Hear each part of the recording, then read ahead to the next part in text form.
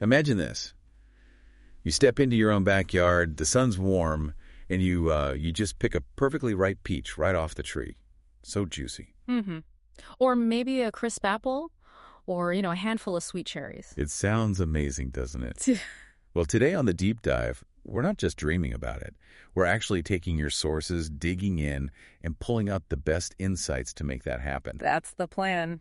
Our mission today is to really plunge into growing a productive organic orchard, but in a small space.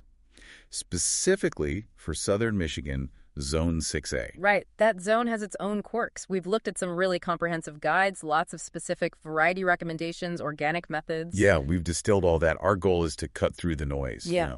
Give you the essentials for picking trees, planting them, taking care of them, turning that little yard into a fruitful haven. Exactly. And as we unpack all this, think about what jumps out at you. What's your dream fruit? Got any questions popping up? Definitely like, subscribe, share your thoughts in the comments. Yeah, we love hearing what topics you want us to dive into next. Okay, so let's kick things off. The absolute backbone of a home orchard, you could say. Apples. Definitely apples. They're just so versatile and, critically for Michigan, really cold hardy. So for organic success, especially small space, what's the key insight? Okay, here it is. Cultivar choice. Choosing the right variety is, your number one pest and disease strategy. Seriously. You mean picking the tree itself helps fight problems later? Precisely. Go for modern, disease-resistant varieties. You're basically building in defense from day one. It cuts down so much on spraying and worrying later. Got examples? Sure. Think Liberty. It's crisp, red, immune to apple scab. That's a big one. Yeah. Or Gold Rush. Yellow keeps incredibly well, also scab-resistant. Fantastic choices. What about older types like heirlooms? People love those. They do, and they taste amazing. Things like Northern Spy or Ashmead's Kernel. But you have to know they're generally more disease-prone. Possible. Yes. More work. Also, yes. So heirloom means higher maintenance, basically. Got it. Yeah. Now, small spaces. Dwarf trees. Absolutely essential. Dwarf rootstocks like M9, M26, or the Geneva series. They keep the trees small, maybe 8 to 10 feet. Which is manageable for most yards. Right. And the energy goes into fruit, not just getting huge.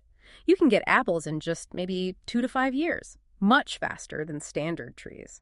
And for really tight spots. You can get creative, espalier that's training branches flat along wires, maybe against a wall or fence. Looks beautiful, too. Or columnar apples, they grow straight up, like North Pole or Golden Sentinel. Okay, pollination. Apples need partners, right? Almost all of them, yes. Cross-pollination is crucial, so you need at least 2 different varieties that bloom around the same time. Like Liberty and Gold Rush. You mentioned those pair well. They do. Perfect example. Or, here's a tip, even a crab apple tree can work as a pollinizer. Handy if space is really tight. And here's something really clever from the sources for tiny orchards.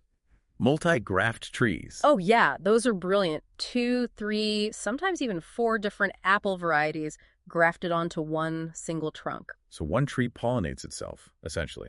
Exactly. You get variety, you get pollination, all in the footprint of one tree. It's a really elegant solution for small spaces. Okay, pests, organically. Codling moth, the wormy apple culprit. What can you do? Physical barriers work surprisingly well. Fruit bagging. You literally put little paper bags or even nylon footies over the developing apples. Huh.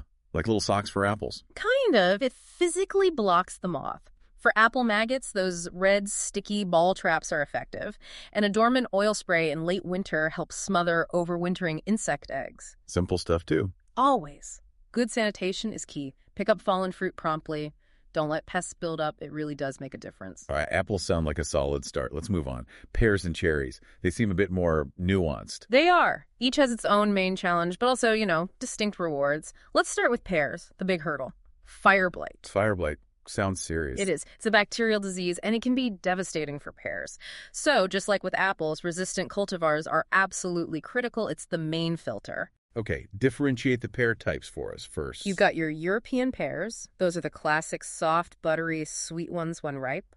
Then there are Asian pears, crisp, juicy, more like an apple in texture. In fire blight resistance, which ones should we look for? For European types, Harrow Delight and Harrow Sweet are excellent, especially developed for regions like the Great Lakes. Moonglow is good too. And Seckel, it's small, but famous for rarely getting the light. And for the Asian pears? Shinko is probably the top choice for blight resistance. Korean giant is another strong contender. Sticking to these really improves your odds. Pollination for pears, any tricks there? Some nuances, yes. European pears need another different European variety. Asian pears need another different Asian variety. And they don't mix. European won't pollinate Asian. Generally, no. Their bloom times are usually too different. But here's a cool space-saving trick the sources mention. Pair the pears. Pair the pear. Yeah, plant 2 young pear trees, maybe different compatible varieties, just a foot or 2 apart in the same planting hole. They grow together, look like one tree, but pollinate each other. Clever. And harvest timing is different too, right? No crucial difference. European pears must be picked when mature but still firm, then ripened indoors off the tree. Asian pears, though, you let them ripen fully on the tree. Good to know. Okay, cherries, sweet versus tart, and birds.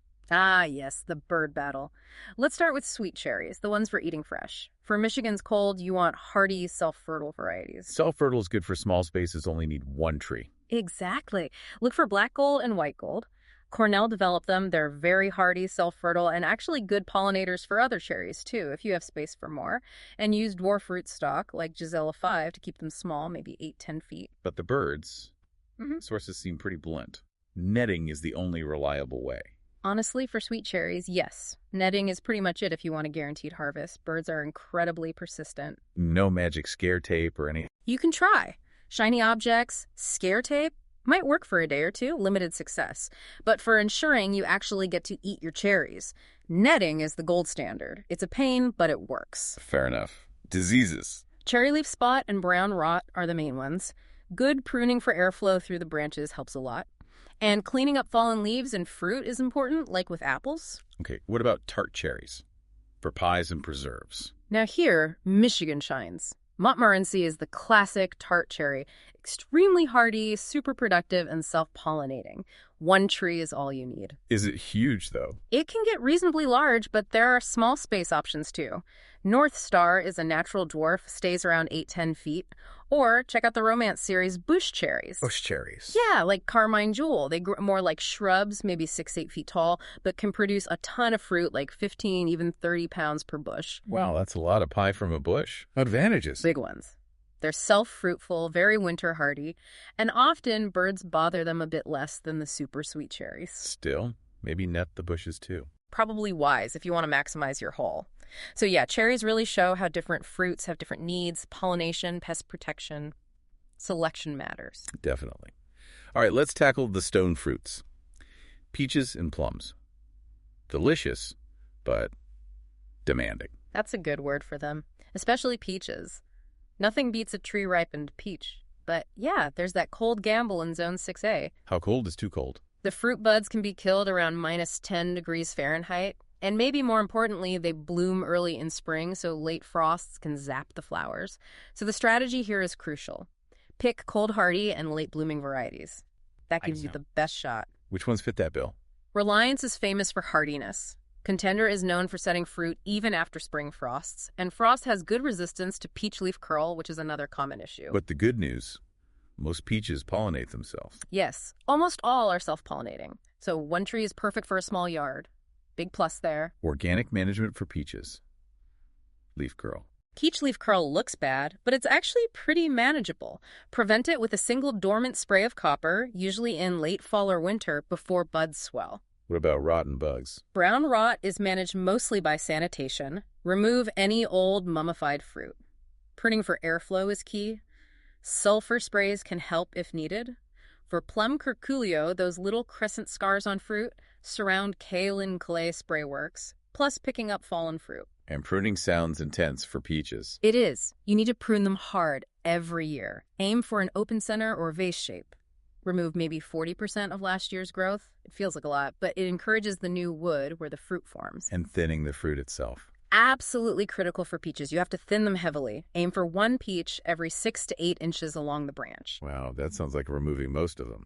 It often feels like it, but if you don't, you get small peaches and branches can break under the weight. Fewer, bigger, better peaches is the goal. So bottom line on peaches. Higher maintenance, yes. Shorter lifespan too, maybe 12, 15 years compared to apples or pears. But that flavor, oh man, it makes the effort totally worthwhile for most people. I bet. Okay, plums. More variety here. Definitely. You've got European plums, think Stanley or Green Gage. Often self-fertile, great for drying into prunes, classic plum flavor. Then you have Japanese or hybrid plums. Like, Shiro is a popular yellow one. Superior is a good red. Toka, that one's fun, sometimes called the bubblegum plum for its unique flavor. These are usually larger, juicier, great for fresh eating. but pollination is trickier with these. Yes, Japanese and hybrid plums almost always require cross-pollination, and here's the catch. European and Japanese types generally don't cross-pollinate each other. So if I plant a superior, I need... You need another compatible Japanese or hybrid plum blooming nearby. Toka is actually known as a great pollinator for many other hybrids, so Superior and Toka would be a good pair. Good to know. Main disease for plums. Black knot. It looks like ugly, hard black lumps growing on the branches. How do you deal with that? You have to be diligent about pruning it out in the winter. Cut well below the knot, maybe 6 or 8 inches into healthy wood, and remove any wild plum or cherry trees nearby if possible, as they can host it. Pests. Same as peaches. Plum curculio is definitely a major issue for plums too. That kaolin clay spray after the petals fall is a good organic deterrent. And size control for small spaces. Dwarfing rootstocks are available, keeping them maybe 8-12 feet, or just maintain size with regular pruning. Espalier is possible, but you need to ensure good airflow to prevent disease. All right, let's shift gears slightly. Native and uncommon trees. These sound intriguing. Pawpaw. Ah, the pawpaw. Right. Asimina triloba. It's actually the largest edible fruit native to North America. Really cool. And the flavor's unique, right? Totally unique. People describe it as like a mix of banana, mango, maybe some melon, custard-like texture. Amazing. Benefits for the organic grower. Big ones. It tolerates partial shade, which is unusual for fruit trees. It's virtually pest and disease-free, and deer usually leave it alone. Wow, that's a winning combo. Downside. Pollination. They usually need cross-pollination, so you need at least 2 genetically different trees, either 2 different seedlings or 2 different named cultivars, like sunflower or Shenandoah. So not self-fertile typically. Typically not, and sometimes, even with 2 trees, hand pollination can really boost your fruit set. The flowers are a bit unusual. When do they ripen? Late season, usually late September into early October, and they're very perishable, which is why you almost never see them in stores. A real homegrown treasure. Okay, next native. American persimmon. Diospyros virginiana, another great native. Super hardy down to zone 4 or 5. Gets this really cool blocky alligator skin bark as it matures. Beautiful tree. Pollination. Usually they're dioecious, meaning you need separate male and female trees for fruit, but there are self-fertile cultivars available, like meter, makes it much easier for a small yard. The big question with persimmons. Ripeness. I hear they can be tricky. That's the crucial thing. They are incredibly astringent, puckery, mouth-drying until they are fully, completely soft, like squishy soft, almost like a water balloon. So you wait until they're practically falling apart. Pretty much. Then, and only then, that astringency disappears, and they become incredibly sweet, like dates, brown sugar, maybe a hint of spice. Wonderful flavor. Where do you get these? Late autumn again, September, October, sometimes even after a light frost, extends the harvest season, plus minimal pest issues. Moving on, serviceberry. Sounds useful. It's a multitasking marvel. Yeah. Lanchier, native small tree or large shrub, beautiful white flowers in early spring. Then you get fruits that look like blueberries, often called Juneberries. And the taste. Like a blueberry mixed with a hint of almond. Really delicious. Plus, the trees are super hardy, zone 2 or 3 even. Disease resistant, great fall color too. And a yetch. Birds love serviceberries. You have to be ready to harvest them quickly as soon as they're ripe, or the birds will beat you to it. Are they self-pollinating? Yes, thankfully. One plant will give you fruit. Okay, one more uncommon one. Mulberry. Ah, mulberries. Morris. These are just easy abundance. They're prolific, really low maintenance, very hardy. Good varieties. Illinois everbearing is a classic. Fruits over a long season, good flavor, usually seedless or nearly seedless fruit.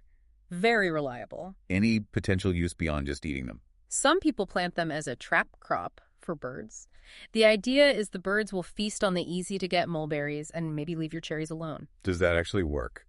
Mixed results probably, but maybe worth a try. One caution with mulberries: the dark fruit stains everything. Patios, sidewalks, cars. So site it carefully, maybe over a lawn area. But easy care? Super easy. Virtually no major pests or diseases. easy to prune to keep it manageable.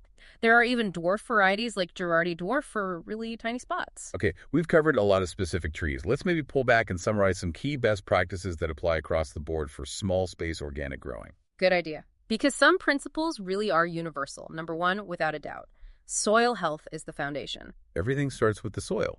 Absolutely. Good preparation, adding compost, ensuring decent drainage is vital, and maintain a nice mulch ring around the base of the tree, maybe 2 to 4 inches deep, but keep it away from the trunk itself. Why mulch? Holds moisture, suppresses weeds, improves the soil over time, protects the trunk from mowers or trimmers. It builds that healthy foundation for natural resistance. Next principle. Strategic training and pruning.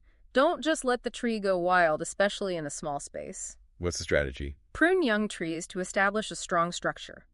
Use summer pruning, like right after harvest, to control the tree's size and encourage fruit buds for next year. Winter pruning is more for bigger structural cuts or removing diseased wood. And the goal is? An open canopy. You want sunlight to penetrate all parts of the tree and good airflow to reduce diseases. The old-timers say you should be able to, well, throw a cat through the branches. Figuratively speaking, of course. Of course. Just means not letting it get too dense. Okay, what else? Thinning fruit came up a lot. Yes, the art of thinning fruit. It feels so wrong to pull off baby fruits, but it's essential for apples, pears, peaches, plums. Why again? You get much larger, higher quality fruit. It prevents branches from breaking under too much weight. And it can actually help prevent biennial bearing fruiting heavily one year and barely at all the next. Fewer, better fruits is the mantra. Makes sense. What about the broader environment? Right, fostering a diverse ecosystem. Don't just have a tree sitting in sterile lawn. Plant flowers nearby that attract beneficial insects. Think dill, alyssum, cilantro. Good bugs fighting bad bugs. Exactly, and use those physical barriers we talked about. Netting for cherries, bagging for apples, practice good sanitation, clean up fallen leaves and fruit. It's all part of integrated pest management, or IPM. Observing your trees and responding thoughtfully. And thinking long term. Yeah, remember trees have different lifespans. Peaches might only give you 12, 15 good years. Apples, pears, persimmons can live for decades, even generations if cared for well. So plan for eventual replacement or maybe even learn grafting to keep a favorite variety going. Last tip. Keep simple records. A little notebook or phone app. Jot down when things bloom, when you harvest. Any pests or diseases you saw, what worked, what didn't.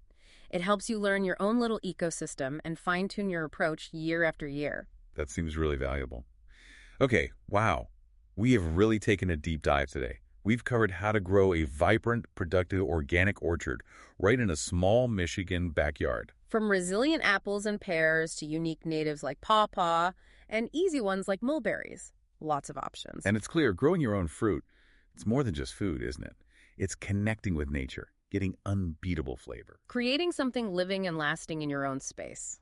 A legacy, almost. That brings up a great final thought. Beyond the amazing harvests, what kind of enduring legacy will your small space orchard leave? For you, your family, maybe even the local wildlife? Something to ponder as you're digging that planting hole. Definitely. We would absolutely love to hear your thoughts on all this in the comments. What's your dream fruit tree for a small space?